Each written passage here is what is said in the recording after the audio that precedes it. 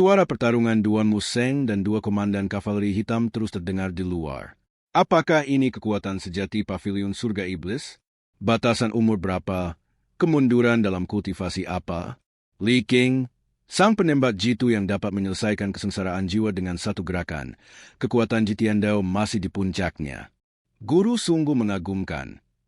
Yuan Air kecil bertepuk tangan dengan takjub, memecah keheningan di aula terlebih dahulu. Sambil menunjuk Fen Siwen, ia berseru, "Guru, dan dia juga." Yo Jifeng dan Pan Zhong hanya terkesan, tidak sekaget Fen Siwen. Mereka pernah melihat adegan yang jauh lebih mengerikan sebelumnya. Entah itu Dharmakaya 9 daun atau wujud puncak Jitian Dao yang terus-menerus mengeluarkan jurus pamungkasnya, rasanya jauh lebih mengerikan daripada segel takut. Ye Tianxin mundur selangkah. Kerapuhannya membuatnya sulit berdiri, jadi ia hanya terkulai di kursi. Jika bukan karena dukungan bawahannya, tak akan ada yang mau mendekatinya. Tidak diketahui apa ekspresi Fen Siwen di balik topeng hitam itu, tetapi diamnya yang lama dan punggungnya yang tegak seakan-akan menunjukkan bahwa dia sangat marah dan sangat tidak puas. "Kalau kau membunuh ksatria hitam lainnya, aku takkan mengganggumu.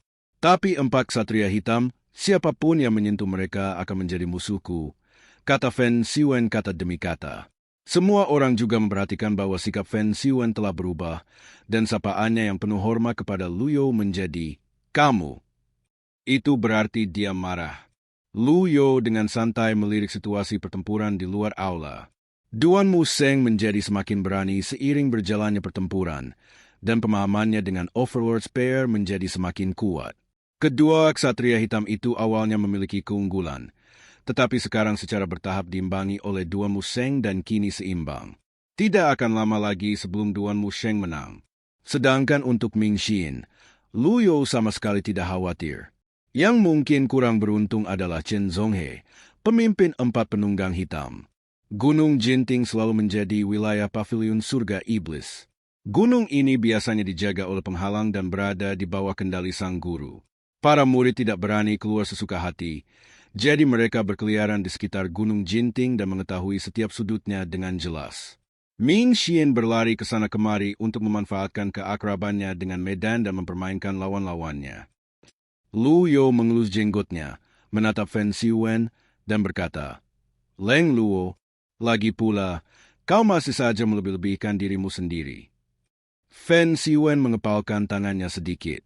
Vitalitas dalam tubuh berangsur-angsur melonjak. Yang lainnya mundur selangkah. Mereka tahu bahwa Fen Siwen telah mengambil tindakan. Jika pavilion langit iblis tidak bisa memberi Li King penjelasan, tidak ada satupun saudara kavaleri hitam yang akan setuju, begitu pula istana. Setiap kali Fen Siwen mengatakan sesuatu, aura di tubuhnya melonjak, menjadi lebih kuat dan lebih bertenaga. Ekspresi Lu You masih terlihat tenang. Dia tidak memilih untuk mengambil tindakan segera, tetapi ingin melihat apa yang dilakukan mantan orang nomor 1 dalam daftar hitam ini hingga memberinya keberanian untuk berdiri di sini. Gema dengungan energi vital terdengar. Ia memancar keluar dengan Fen Siwen sebagai pusatnya. Jika pavilion surga iblis tidak cukup kuat dan tidak dilindungi oleh formasi khusus, kemunculan tubuh Dharma akan cukup untuk menghancurkan pavilion surga iblis. Tubuh Dharma yang besar muncul. 8 daun. Yo Jifeng sedikit mengernyit, merasa ngeri. Jika mereka tidak melihat Dharmakaya 9 daun milik Lu You dengan mata kepala mereka sendiri, mereka mungkin akan sangat ketakutan. Meskipun semuanya memiliki 8 daun, mereka juga terbagi dalam ketinggian yang berbeda. Jitian Dao memasuki 8 daun sejak 300 tahun lalu saat ia memenangkan tempat pertama dalam daftar hitam. Terlebih lagi, dia sekarang adalah seorang Dharmakaya 9 daun. Lu You terus mengelus jenggotnya, tidak menanggapinya dengan serius, dan berkata dengan ringan, "Leng Luo, apakah ini semua yang kamu punya?" Fen Siwen berkata dengan suara berat, "Ratusan tahun yang lalu, aku pernah melawanmu dan berakhir seri. Jika kita bertarung lagi sekarang, aku tahu aku tidak akan bisa mengalahkanmu, tapi tetap saja seri." Saat aku selesai mengatakan ini, sosok Fen Siwen ada di mana-mana di depan. Ia meninggalkan jejak seperti hantu. Semua orang terhuyung mundur. Sasaran Fen Siwen hanyalah pemilik pavilion surga iblis, Lu You, yang berdiri di sana tak bergerak. Lu Yo menjentikan lengan bajunya tanpa ragu. Panggilan, jaring besar yang ditenun dari gangin muncul di lengan baju Lu Yo. Itu tepat di depannya. Seni Daoyin? Lu Yo mengelus jenggotnya. Ia pikir ia harus membuang kartu kebal lainnya. Namun jika melihat pada penahan kandangnya, tampaknya itu berfungsi cukup baik. Dengan kemungkinan 30%, bisakah saya mencapai sasaran? Sekalipun gagal mengenainya, itu sudah cukup untuk memaksanya mundur. Kotak itu bersinar dengan cahaya keemasan, dan secara bertahap menjadi lebih tebal. Trik macam apa ini? Seru semua orang. Belum pernah terlihat sebelumnya. Tak seorang pun di dunia Great Yen yang pandai berlatih memiliki trik serupa. Mereka hanya bisa menyaksikan dengan takjub ketika jaring itu menerkam. Fen Siwen berteriak, "Apakah kau melebih-lebihkan dirimu sendiri dengan mencoba menghentikan Dao Yin Baye dengan trik ini?" Panggilan. Fen Siwen benar-benar melintas, dan sosoknya melintas dari jaring besar. 10 meter, 3 meter, 1 meter. Bang! Sebelum mencapai bagian depan, jaring itu tiba-tiba berubah dan menyebar ke tanah. Sebuah sangkar yang lebih besar dengan cahaya kemasan muncul secara misterius di atas kelilingnya dan menutupinya. Jatuh ke aula. Bang! Teknik Daoin Fen Siwen berhasil mengenai sangkar. Ding! Menangkap penjahat alam kesengsaraan jiwa 8 daun. Diberi hadiah 200 poin jasa. Tage Bint kena pukul. Lu Yo mengelus jenggotnya dan mengangguk. Bagaimana mungkin sebuah sangkar hanya berupa jaring besar? Benda ini tampaknya jauh lebih berguna daripada yang saya bayangkan. Jika bayi ini terbunuh, berapa poin jasa yang akan didapat? Poin jasa yang didapat dengan menangkapnya jauh lebih sedikit daripada yang didapat dengan menangkap seorang murid pavilion surga iblis. Jika tidak ada kemungkinan pemicu, penggunaan alat penahan sangkar kemungkinan besar akan mengakibatkan kekalahan. Fen Siwen terbentur pilar tipis sangkar yang dijalin dengan energi aneh, seolah-olah dia telah memasuki sel penjara. Leng Luo, aku tanya lagi, siapa dalang dibalik insiden di desa Yulong? Lu Yo berdiri dengan kedua tangan di belakang punggungnya. Pada saat yang sama, kandangnya mulai menyusup perlahan-lahan. Area yang awalnya menempati bagian tengah seluruh aula, kini mulai menyusup perlahan, dengan kandang-kandang di semua sisi terus bergerak menuju bagian tengah. Fen Siwen melangkah mundur. Dia tidak menjawab pertanyaan Lu Yo, tetapi melihat ke arah kandang-kandang di sekitarnya dan berbisik. Ingin menjebakku?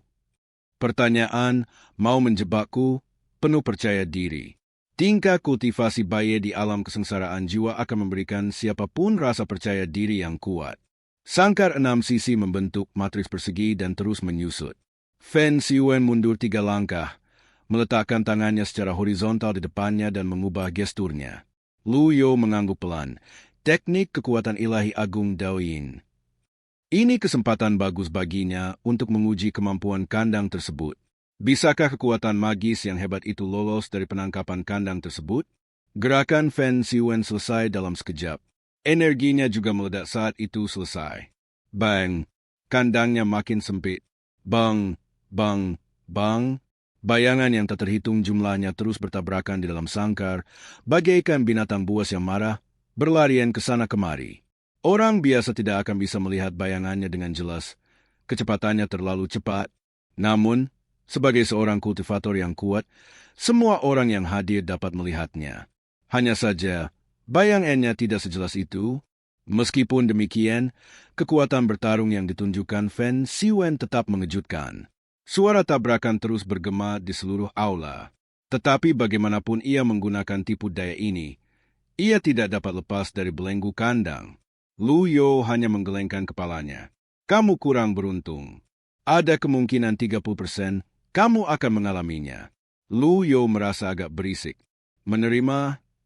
Dengan pembacaan dalam hati, pengikat sangkar benar-benar mengikuti perintahnya dan terlipat menjadi satu. Patah? Baju ziranya hancur, topengnya lepas, wajah Fen Siwen terungkap. Lu Yo hanya melirik sekilas sebelum mengalihkan pandangannya. Wajahnya telah rusak, tampak agak garang. Seperti kata pepatah, jika kau sering berjalan di tepi sungai, kakimu akan basah. 300 tahun yang lalu, Fen Siwen adalah pelaku segala macam kejahatan, sasaran kecaman publik. Sayangnya, Ia dan Jitian Dao telah menempuh jalan yang sama sekali berbeda. Melihatnya sekarang, sungguh ironis.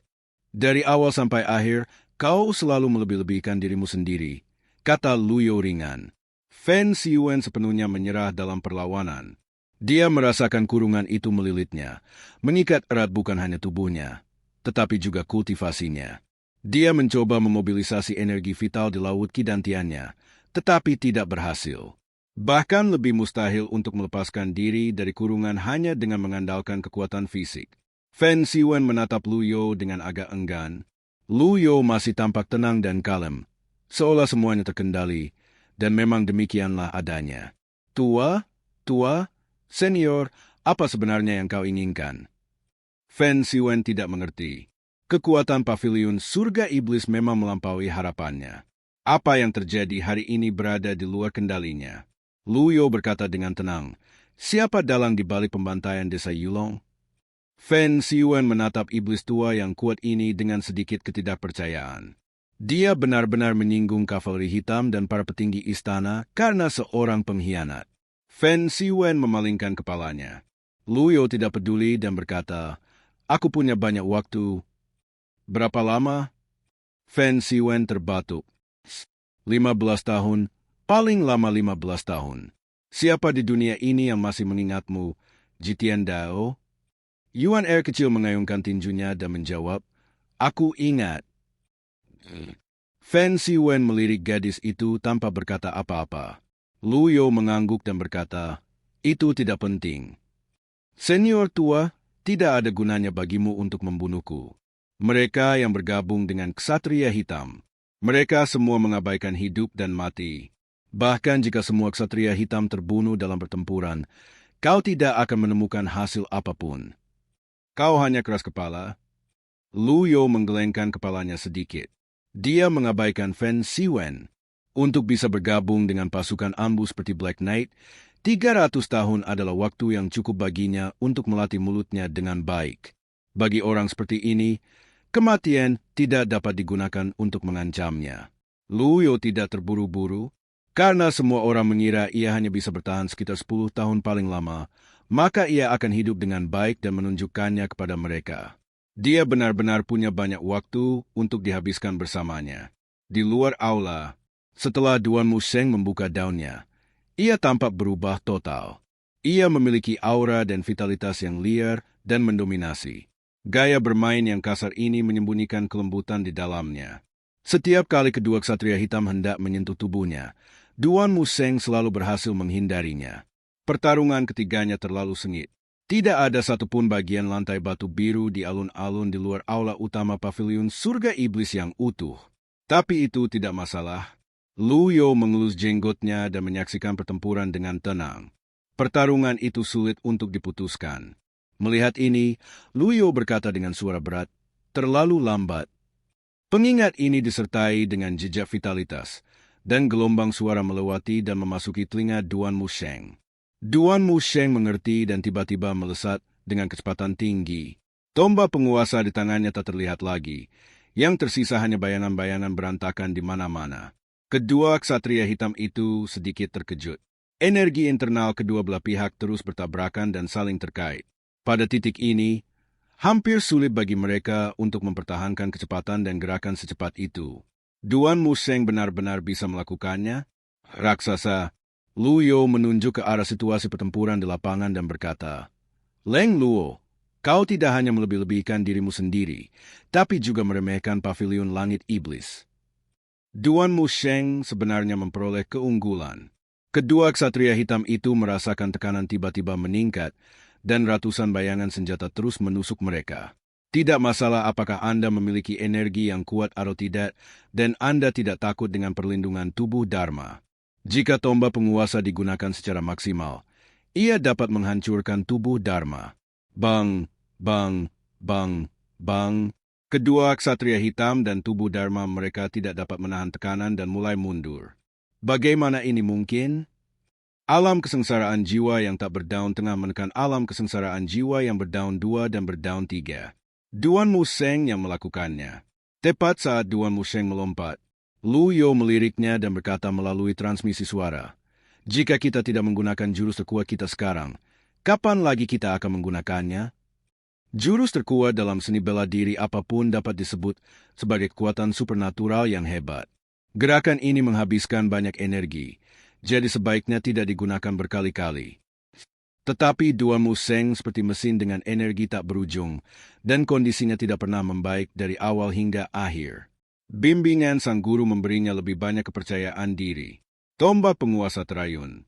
Tombak dan pedang memiliki jalur yang berbeda, tetapi tujuan yang sama. Adegan Luyo mendemonstrasikan jurus terkuatnya muncul di benaknya. Kurangnya dukungan dari surga. Bayangan senjata yang tak terhitung jumlahnya muncul, lalu jatuh. Mundur? Kedua ksatria hitam itu mundur dengan cepat. Sayangnya sudah terlambat.